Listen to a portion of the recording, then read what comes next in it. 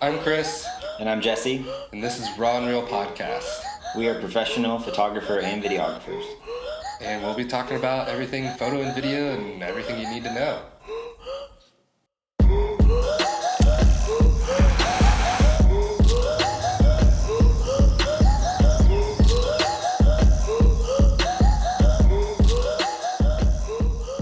All right.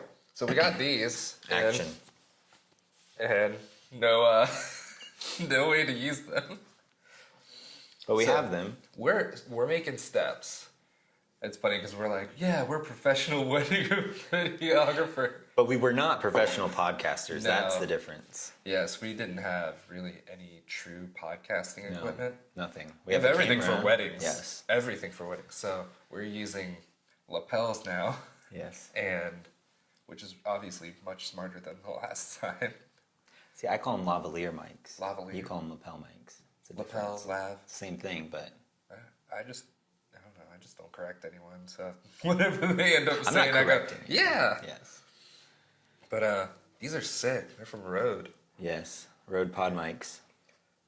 And we have windscreens for them. But we need to test to see which one's better. No way to hold them. But there's no cord coming out of the back, so there's nothing. Yeah. Check. Should we just hold them the whole time? We tried I'm just recording sitting this there. already, and to make him feel more comfortable, I held the other Yes. one the Definitely. whole time, and the audio sounded horrible. Yes. Because these need to be powered, and our little Rode Yeah, the little recorder Rode. does not power these mics, so They don't do it was a that. lot lower. So we'll have our recorder next podcast. These are you'll just see these exponentially get Yes. better as time goes better on. and better. We got the lighting, we got the good camera, we got the mist, We got the talent. we got. Yes. Do we? All right, welcome to episode 3 of the Episode Raw and Real 3. podcast. What are we talking about, Chris? The third sode is going down with why you would shoot RAW and is JPEG good enough? Good. Ooh, that sounded good. Or is Raw better? If you're a Fuji shooter Yes. now, Well, we did not title this podcast if you're a Fuji shooter, JPEG and Real. no, it's RAW. Raw and Real for a reason. So why is that? Oh, why do you shoot RAW? So yeah, I shoot RAW because there's just so much more capability when editing RAW images versus JPEG. You can do so much more. You can change the colors. You can change white balance after the fact. Obviously, white balance is how white the whites are in your image, right? How white Balance the white the is. whites. So your eyes automatically correct white balance 24/7, like True. with no exception almost. Your eyes are really good at it. Cameras are not good at seeing what white is. So you have to tell your camera what white is. This one's really good at it. Yes, unless you have auto white balance in, it's pretty good at it. Yeah, my R3 is really good. Yes, but you can trick auto white balance. 100%. So you shoot in RAW and you can change it after the fact. JPEG white balance is kind of baked into the image, they say. When Yeah. you edit it, it's just putting like an orange or blue filter over top of the image instead of actually changing the actual data of the image based on white balance. So like I've had images with like 30,000 Kelvin white balance before, and it still isn't warm enough. And I'm like, what is wrong? Like what's going What on? is going on? And it's because it's actually changing the actual Kelvin temperature that you would shoot at, versus just putting, obviously if you slap it notice on when you top. edit JPEG, it's in like +1 increments rather than in Kelvin. So that You're it's right. like basically adding +1% of whatever of an orange filter or a blue filter versus changing the never thought of Kelvin that that. you shot at. Yeah. Totally never thought of that. But yeah, Why do you shoot in RAW? because it's cooler. Yeah. Sounds cooler. Professionals say Shooting shoot RAW. in RAW all the time, so I just shoot in RAW. And Essentially- so we are talking about photo RAW, Yeah. not raw video, which is That's not log. the next Raw one. video is completely different That's than a log. whole different. That's a whole nother podcast. We're talking exclusively about photos today. Yeah, because we have a whole different episode on Yes. video, like codecs and stuff like that, and what you shouldn't use, and what's the best for different scenarios. But Yeah. in this one, it is just photos. It really just depends on what I'm shooting. and why I'm shooting it. Like, if I'm just going around doing street photography, 9 times out of 10, I'm just shooting JPEG on my Fuji. And the reason that is because like Fujifilm has like these built-in like presets that you can use, so you know exactly what the picture's going to look like before you take it. Yeah. So when you take it, you're like, oh, okay, I'm done. I'm done here. Like, and the reason that is because JPEG is flat and compressed like this. Like your image is done. It's a good delivery method. RAW is like this, and it's got all these different layers in between. So when you go into Lightroom or Capture One or whatever editing software you use, Visco. Visco. um, I've never edited in Visco. Never? Never. I tried when that's a long time ago. That was my jam for the longest time. But yeah, you just with RAW, you just have all these layers that now when you go into edit, you're just tweaking the different layers of data or information, and then when you export, then the program compresses everything into a JPEG to then give you a final image that looks more clean, polished. Your colors are where you want them to be, and you get the exact look that you're looking for. Yeah, JPEGs are just individual pixels of like one color data. Yeah. And it's pixel based, and then raw images are, basically all of the data that the camera collected from the scene on the sensor, and all of the stuff that matters in between. So you get all of the data versus just individual blocks of color. You can just shift that information around much easier, and that file can handle all that processing, whether you just want to shift greens or blues and all that sorts of stuff. Like, the raw image is literally going to make that as smooth as possible. There's also way more color information there. Yeah. So like in a raw photo, there's usually like a 14 or 16-bit color depth. And so you have way more information to screw around with colors. And I want to make my greens as just yellow, like no green, or make them all cyan, so no green whatsoever. Like, you have full creative control over that one file, as opposed to the JPEG, where it's like, this is done. Well, JPEG is like 8-bit or something, I think. Yeah, it's only like 8-bit, which is why we say it's like a deliverable method, because it's done. Yeah. Which is how many colors? I don't know. Not enough. I know it's exponentially more. So like, let's say each pixel can be 16 different colors versus each pixel can be, a million different colors. 32 or a million or something. Wow. Yes. What have you? What have you? It's above my pay grade. Right. I just know it's better. So, right? yeah, right? Until I research So it. when would you say it's like completely necessary to like shoot RAW versus like JPEG? Yeah, so you have to, so the problem with RAW is that you have to know how to edit the RAW image. So when your camera is shooting pictures and you see the photo on the back and you're like, hey, I love that picture, it looks great. You press the little playback button and you're going through your images on camera and you love how they look. And let's say you're shooting in RAW, you love how they look on your camera, and then you put them into your program, Lightroom, Photoshop, whatever other random program you use. And Paint, can you open a photo in Paint? No, not a RAW photo.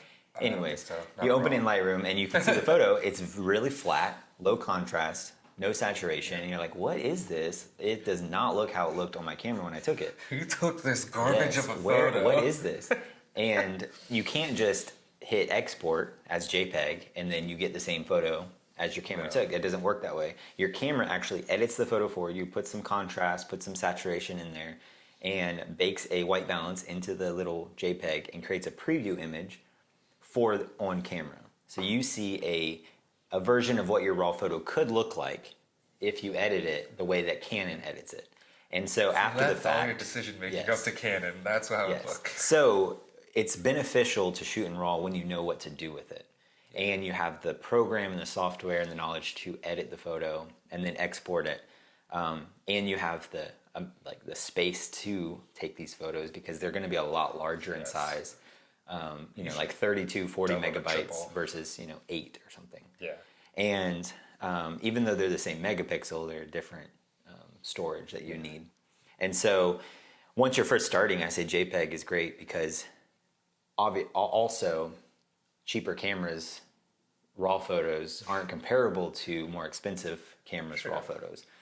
But the JPEGs are comparable because the sensors that they have them in respect to the cameras are pretty good. So yeah, I say you have to know how to use the raw photo in order to shoot raw. You can't just shoot raw and say I'm a professional now. Yeah, I did it's that all for great. a while. Yeah, no, it doesn't work that way. No, and it doesn't. You'll waste all of your storage and waste all of your time trying to edit this photo. Yep, no, I did that. Or you'll just hit auto in Lightroom and it'll auto correct it and then you'll export it. I've never done that. And you could have just as easily had the camera shoot JPEG and there. Yeah, I had the same result or a better one. But I do recommend, so if you're first starting out, instead of just exclusively shooting in JPEG, your camera, as long as you have somewhat of a good camera, most of them can shoot in JPEG plus RAW. And it'll save 2 versions of the file. So you have a JPEG so you can know what to do with it and give it to your clients unedited basically. Yeah. Or you can edit that in some other like Visco. Hey, Any of I don't know. those. I don't hate on JPEGs too much because there's like a time and place. Yeah. And like you were saying, like in the beginning, like it's a good starting point because you don't really know what you're doing with it. And then taking up all this space and stuff like that with a raw photo, it does eat up costs. Like, because over time you're going to look back and you're like, I have thousands of raw photos and like, I'll never use these. Or Yeah. like they were pointless and they just took up a bunch of space. Like you can still edit a JPEG. You're just not going to have as much flexibility, which is why I would say that is a good place to start at, even though it sounds like contradictory, because you're like, oh, but I'm just starting. I need as much flexibility as possible. The reason I would say start with JPEG is because you don't know what to do with it, first of all. And then second of all, I would say you're still trying to master your settings.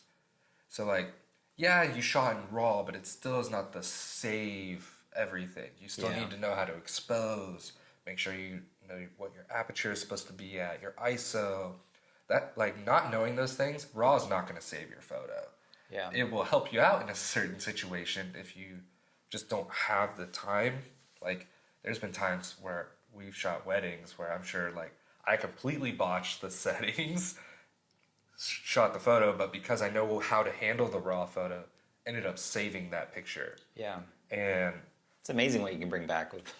yeah, it is Raw amazing. images. But like, I would say about 70% there already in camera. But normally I'm 90 to 100% have my settings exactly how I want them to be, as opposed to I'm like, sometimes weddings will just throw things at you and you're like, shoot, I just need the moment. Yes. And having the moment is better than having settings.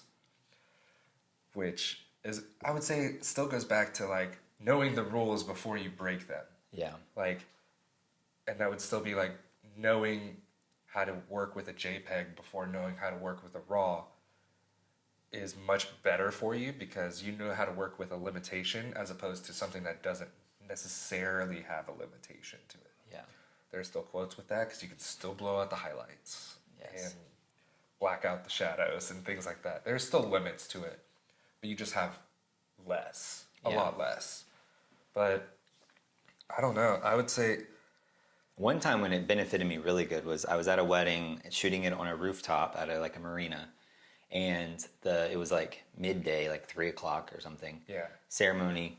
They were all in shade. The building was shading them, shading everybody in the ceremony. I was about to call them the congregation. the congregation, the peeps. Yes. So all of the people was shading the bride and groom, shading the officiant. Everybody was shaded, but the whole marina, all the boats, the whole sky, the river, it was so bright.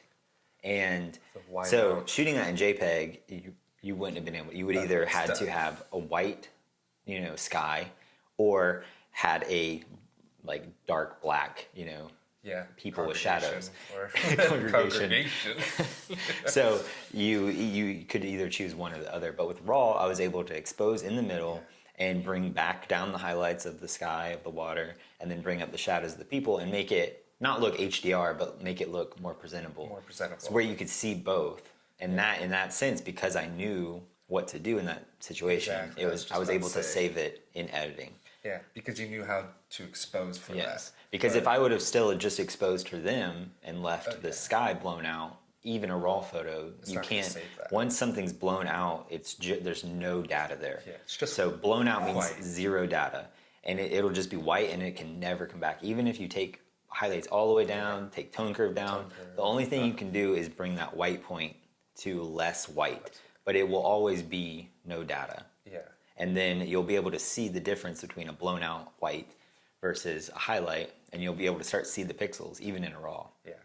Same thing with shadows, but shadows are more forgivable to me. Yeah. You can bring them back Digital wise, they're much more. You get more noise for sure, but you can pretty much always bring back something because camera sensors are so good now that it's hard to. So is editing software. It's hard to oversaturate the pixels so much where it's just black. Yeah. In general, you can kind of, but it'll be very pixelated Yeah. and kind of mush. I mean, you could easily use like the Lightroom like noise reduction thing. Just bring that up to like 15 or 20, and then boom, like shadow saved. But yeah, I mean, that's really the main main reason for shooting raw. It's just to have that flexibility. But if you don't know how to expose it in the first place, it's pointless. Yeah. You're I'm just definitely a wasting space. proponent of RAW though. Like once you're professional, you have professional gear, lenses and everything, I definitely think it's so worth it to shoot in RAW. There's no point in shooting JPEG at my point in my career for my equipment that I have. Obviously, I don't shoot in Fuji like you for, personal reasons, but Huge. like all the way. my gear is all like it wouldn't benefit me at all to ever shoot in JPEG. And I know there is some people that say, oh, well, you don't need to shoot in RAW. You don't, like you can do it in JPEG. It's just a waste of space, waste of editing time. And I don't agree with that personally because of how much you can do with a RAW image. Yeah. The way I shoot, I have to shoot in RAW. There's no what's that? reason to shoot in JPEG. Or Heif. Heif. Yeah. However you pronounce yeah. Heif. H-E-I-F. I H-E-I-C. think Heif? Hefe? it's the Mexican. Yes, right. The Mexican head. High efficiency image format. Yeah. So I think those are in like 10 to 12 bit. So they have more information than a Oh, they do? I JPEG. didn't So know would you that. shoot in that? I don't Try to edit know, that. because I hate that. My phone shoots in that. And it's annoying. It's Because annoying. everything, Because every software Yes. doesn't use it. everything is JPEG, That's true. and then they're trying to implement this new format, and it never works out. Yeah. And it's like, why use that when I have RAW? Yeah. And I know I'm going to have way more flexibility with it still. Yeah, And they're like, but it saves your space. Yeah. And you're like, I don't care. and I 'cause mean, I'm there's already also, shooting RAW. there's all sorts of, which I haven't tried them, but Canon has a new compressed RAW that it can shoot in, I've used that. and I haven't used any of those, but I've heard great things about them. I've tried it. It Yeah. works phenomenal. Yeah, I've Like, heard they're just as good basically, but they save they, a considerable amount. yeah, because I use it on my R5. So with that, I would say the C RAW is totally worth it because that 45 megapixels will That's eat a up your lot, card yes. space real quick. Real quick. Yes. And honestly, when editing the C RAW versus their normal RAW, I really don't notice that much of a difference at all. Yeah. The only time is like you would say in that one wedding scenario where it was like really high dynamic range, and you're gonna lose some of that in the C RAW, but that would be the only time where you just flip it over, take your photos throughout the ceremony, and then the rest of the night just pop it back into C RAW. You have 2 to 3 times as much space. Also, I found this out on the R5 the other day when I was raising my ISO. I lose storage. Yeah, because higher ISO images require more data. I did not know Yeah. that. I never knew that. And I was like, what the heck? I'm losing Yeah. I'm losing photos. How? I didn't even take anything yet. And I was like mind blown by it. And yeah, like when I looked that up, I was like, oh, I never that's knew wild. that. Literally had no idea. I'm not Zero 100% clue. sure why, but Yeah, I just saw my photos going down. I was like, no. Yeah. I do. So, one secret that I have that helps me in my business, and I've shared this every workshop that I've been on or anything like that, is a software called Jpeg Mini, and it is like it's literal magic. We have that. Like That stuff. I'm a Christian, and I'm like scared of using it sometimes because it's literally sorcery, I feel like. And it will compress your JPEG, but it doesn't, you lose zero amount of pixel data. There's nothing that is, nothing changes. You can blow it up, 400%, 500% and not see any noticeable difference. Yeah. Nobody could ever tell. And I've sent out 2 of the same images. One was JPEG mini, one was not. Nobody can tell any difference. There's zero. They're like, you can't. This was a joke, Jesse. They're the same thing. They're the same picture. And so, but it saves the data 80 to 90%. That's so crazy. you can have like a 15 megabyte JPEG from an R5. They're a lot, right? Yeah. Once you export them, 15 to 20, and it will get down to 2 to 3, 4 megabytes. It's insane. And so I mean, every session, every wedding I do, like I'll do a session and it'll save, over a gigabyte of data. And like my clients don't realize I do this. Yeah. They just know, hey, my photos, like the caps.coast photos, are so much easier to put on my phone. They're so much faster than these other images that I use and downloaded. They take forever. They don't really know why. But they are more likely to use me because it was easier to use my photos. More efficient. Yes. And more efficient on my space, everything like that. So JPEG Mini, non-affiliate link will be below, right? Yeah, right. I don't make any money on that. No. I should because I know. I feel like I'm their biggest supporter. It does work. And the nice thing about that too is when people go to your website and you have 2 to 3 megabyte photos, it loads like that. Yes, instantly. And it doesn't eat up people's data, so they can actually look and review your work. Yeah. As opposed to like sitting there and like, gosh, this page takes forever to load, and they're just sitting there. And the longer they have to wait, the faster they're just going to move on to something else. Yeah. And it doesn't resize them. It just compresses the data. It just compresses the data. So they're the same exact megapixel count. You can still print them just as big. No detail loss. Yeah, we use it too. Yeah. It's amazing. So what you do is in Lightroom, when you export an image, export it at 100% quality. Mm-hmm. All the quality settings is as high as possible. Export it in full resolution, full quality, 100%. And then take that image and put it through JPEG Mini. And it's insane. It's amazing. Yeah. Game changer. But I would say, so now that we've kind of established like why you would shoot RAW and why you would shoot JPEG, I feel like this would move us into the next part, which would be editing software. Like, why would you still shoot RAW versus JPEG? And I still think that goes with application. Yeah. Like, if you're a wedding photographer, you already know like what you're wanting from your image once you've shot a wedding. As somebody who's already shot multiple weddings, I feel like in the beginning that's a little more demanding because you really don't. I feel like you don't know your style. Yeah, you have to kind of find you're not sure what you're really looking for and like how to tweak certain images. And I would say like you still don't have your preference of preset or recipe for Fuji people. So like, I don't know, when I started, the first 3 weddings I shot were all JPEG because I didn't know anything about RAW, and they were also all edited in Visco. Shout out to Visco. On your phone? On my phone. On my iPhone SE back then. SE, okay. SE. I thought you were going to go iPhone 4, but... No, I didn't have a good enough. Yeah. No, that was better than mine, in my opinion. That was a long time ago. That was a time ago.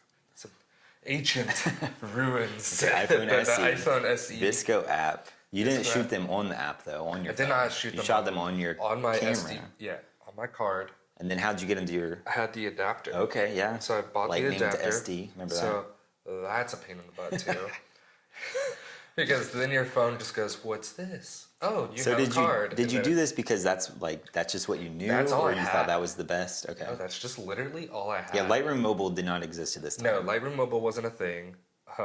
Yes. Lightroom, you had to buy Lightroom at the time. $3,000 to buy the whole program. Yeah, so you had to buy everything. I just didn't have that. Yeah. Like, that wasn't a thing for me. I had just started.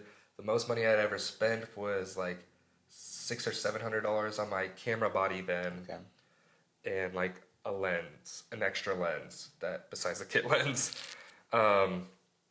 So it was just, it was a lot of money for me. So like shot the wedding in JPEG because that's all I knew, and edited in Visco. The crazy part is, delivered everything. Not a single client, not a single one knew that I had shot in JPEG or knew that I had edited in Visco. They just got their photos and liked it. And I used Dropbox back then too. So it was just finished all of that, upload them into Dropbox, because WeShare wasn't a thing. Downloaded them, sent them the link, and they downloaded their photos. And that was that. The only thing that I had was one of the weddings just didn't like the way it was edited. And they were like, can you go back and re-edit it? This was not the wedding that was sent back to me to re-edit, but this is what they would look like. So I'll put the image here so you can see what that looks like, which is trash, but you all start somewhere. Yeah. And because I had knew zero about editing, I had to have something. Like the JPEGs looked okay, but I feel like my framing and all of that stuff was like decent. I feel like it wasn't terrible, but the editing is, gosh, they're just atrocious. But that's where I still don't shut down JPEG. Like if someone still wants to edit and work with JPEG, I'd still say that if that's what you know, go do it. Just know that once you learn RAW, like you have way more control over your final image and your final product. Yeah. To where you can now make it look like this instead. So. And what we were saying last week, or was it last week? Yeah. Where you have to be comfortable with your gear. Yeah. You also have to be comfortable with your software. So you have to know how to do what you want to do. Yeah. And if you're not comfortable with it, then you're not going to produce good results. So like when I first started, if I would have used, all these presets that I have and like use Lightroom and try to adjust, all these crazy tone curves and stuff, they would look like trash and garbage because I didn't know what I was doing. I didn't know how to use that software. So if you don't know how to use Lightroom with a raw image, then shoot on what you're comfortable with. Shoot JPEG plus RAW, experiment with the RAW, do what you're comfortable with the JPEG, and make that money. But you have to know how to use it. So when I first started, I shot on JPEG, and then I edited on Photoshop, one by one, image by image on Photoshop. I didn't, so it was before you could open all of them and then do Adobe Camera Raw through Photoshop and edit every image. So they have that as an option now, but back then it was you had to edit every single image. I guarantee you we sound like parents. Yes. Back in my day, we didn't have Lightroom mobile like you guys do. Yeah, now you can just, you have the same version of Lightroom on your phone basically. Literally, you have and all the capabilities. And if you pay for it, you have RAW capabilities on your phone. So definitely what you're comfortable with. Yeah. You have to know what you're doing. Yeah. And that's where it brings, I would say, to that next part where it would be presets. Yeah. You've bought presets. Yeah, for sure. You definitely should go for the 3,000 pack for $14 special. The $15. It's that once in a lifetime special, but it's always available. Year round, they have the special that's a once in a lifetime, never gonna last deal, but it's always there. It's always there. Yes. And they're like, this is the limited time offer. This is it. Really? Because this is the 8th time I've seen this ad. It includes 60 packs of presets. Yeah. And they always throw from 30 different people. Oh yeah, they hook in the names. We have Sam Colder. Yes. And Matt Como and all these people, and you're like, what? Yes. Do you really? And the answer is no. No, they don't. And I don't know. It's hard to go after those bundles because they just give you a load of junk. That was sarcasm, by the way. Yeah. That you will just never use. Because A, half of those people you don't follow. B, half of those people don't even shoot weddings. So their editing is not catered to that in any way, shape, or form. Yeah. And C, it's just you weren't looking for that style. So you're gonna end up with a bunch of things and a bunch of presets that you'll never touch because you just don't like them from the get-go. And a lot of people with their presets, whether they don't know what they're doing when they're creating presets or they're creating them for a specific scenario, they'll bake in like settings, not Yeah. baked in because they're kind of presets, but they'll select white balance and exposure as part of the preset, and that doesn't work when you're shooting like a general use. When you are trying to use a general use preset for all, throughout the wedding or whatever, that doesn't work when you're trying to do a specific white balance because light changes all throughout the day. And you can like have a moment during a ceremony, let's say, when it's bright and sunny, you need daylight, but then a cloud comes over and then dark clouds come over and the white balance will change, 2000 Kelvin in the matter of minutes. And when you have a preset that has a specific white balance, all your photos will look completely different. So you have to be adjusting your white balance basically on a per scene basis. So that preset is not going to work. And when you like hover over or try to apply the preset, it's going to look terrible. And you're going to like, well, I'm not going to use this, even though I've just paid $100 for this pack. Yeah. These are all terrible. Well, they're probably were just built wrong.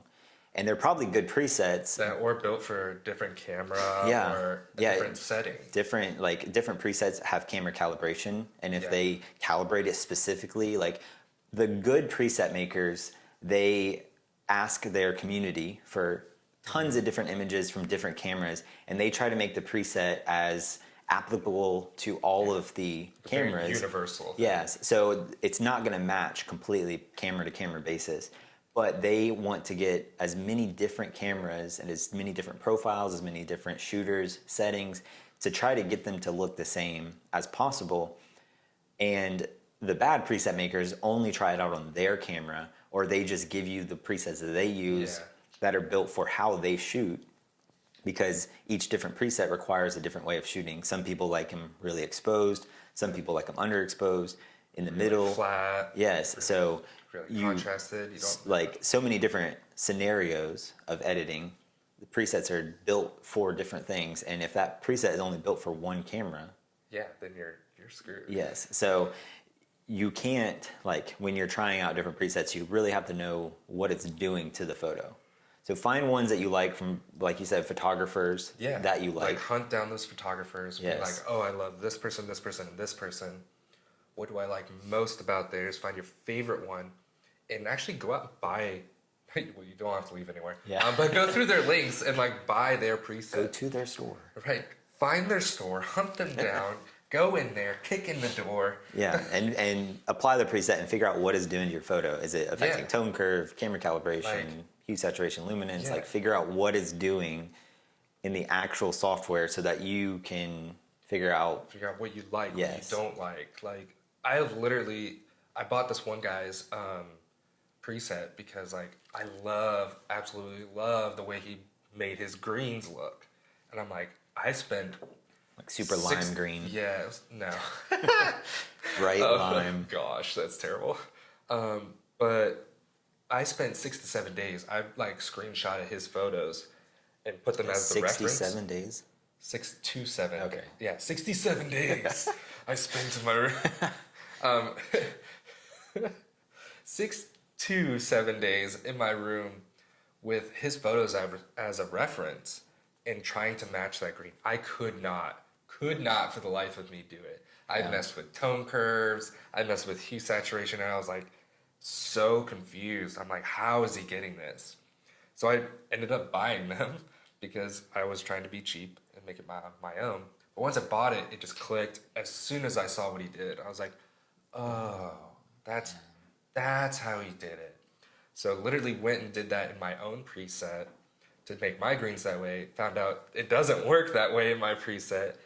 So I had to make some other changes to it, and then I got it the way I wanted it to look in mine. So now I'm like happy where that's at. But if I didn't, I can't speak. But if I didn't buy that preset, I would have never got my greens the way I want them to be. So like, side note, did you know greens are in the yellows? Yeah. Was that your mistake that you were making? Yeah. Trying to adjust greens, but it was actually yellows. Yeah. So difficult. So weird. Well, I would like drag them over to like the cyan. Yeah. And try to make them like moody, and I'm like, this just. It's not it. They would like, the colors would break. Yeah. So you'd see this weird line because a green is I It's feel supposed like to be a yellow. in general, 80 More to so. 85% of a photo, of every photo, is yellows. Pretty much. Have you found that? Yeah. And a So- little bit of orange, a little bit of red, and that's it. There's almost no other color in photos. I mean, in mine for sure. Yeah, it's weird. Anyways, But yeah, I just figured out like the more time you spend playing around, buying other people's presets, make sure you're buying an actual photographer's preset, yeah, because that is where you'll get the most. Not a page, not a bundle pack. Like someone who actually goes out, takes photos of the same things that you like edits the way you like. Support that person because you're going to be the happiest with those results, and then still go in and tweak them. Yeah. Keep in mind, presets are a starting point to get where you want to be. And just because you bought someone else's doesn't make that the end all like point for you. And don't just like shift like the highlights, shadows, and whites and blacks. Like go into that tone curve and maybe tweak some things around. Like see if you might make something you like even better. Like that's the whole point. The preset is like, hey, this is what I do. Buy it and tweak it and make it your own. That's the whole point. I literally spent $80 on this one guy's, and the nice thing about his was like he gave me tutorials. So he didn't just like give me a preset. He told me the settings that he shoots in, like the lighting. He chooses this white balance during this hour to get these colors. Like all of that makes a difference. yeah, And the $80, I felt like I spent more on the tutorials because it only came with 2 presets. Yeah. Honestly, the good preset packs will be 10 or under. Yeah. You don't want anything over. If it comes over 10, it's just overkill, and you'll never use them. There's usually like, I would say like the best preset packs usually have 5. Yeah. Because they give you 1 black and white and 4 different color versions. And then from that, I mean, I have a pack that was 10. Most of mine are 10. Best are 5, dude. 5 only. But I will only ever use 1 from the pack. Yeah. It always works out that way. There's one preset that was meant for me, and then I'll completely tweak it and make it my own. Yeah, like if I were to sell my presets, I have 2. I have a black and white and I have a color. That's it. Yeah.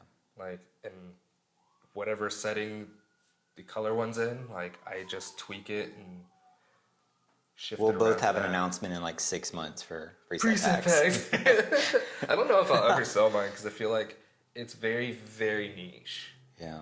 I could only sell mine after I'm done taking photos because I don't want everybody to To look like know yours. my secrets. I to know. Yeah, you work really hard for them, but that's like the whole reason you buy the popular people's presets because like they've worked so hard and they've already made their name and established it. Yeah. So when you use those presets, people go, "Oh, you bought so and so's." Like, nice. And you're like, "Oh, dang." That just means you just gotta take the time and make it yours. Yeah. We've spent that time. I've For spent sure, yeah. months upon months sitting in front of my laptop, like, no, almost there. I just need to come back to it tomorrow. Yeah, and so kind of following this up, the thing with presets is if you just leave them as is, you'll kind of end up with similar photos as people. Yeah. And it's important to do the tweaks that you do to the presets so that you create your own photo. Because I know like me and your wife both used the same preset for a while, but we both made different tweaks to it. Yep. And our photos didn't ever look the same because we shoot differently and we edit a little differently. So The the same photos, cameras, the same lenses. So it's like, that's literally the only thing. And so it's important that like you have your own sort of artistic expression through your photos, and that you're not just kind of like creating generic content based on other people's work. So always make it always edit it to the way you want it to look like. Yeah. Never keep up a reference of somebody else's to try and copy and match it to theirs. Like that's a good way to learn, but like at the end of the day, like people are paying you money. Hopefully they're paying you money to get your look and your style. Like that's the whole reason they found you 90% of the time. The other 10% is because you were cheap and you didn't charge enough. So. And the whole your style thing is kind of it's almost sort of a myth. Like everybody should have their own style, right? But what it is you don't just have a style. So when I first got into photography, it wasn't like boom, this is who I am. This is what I want to be.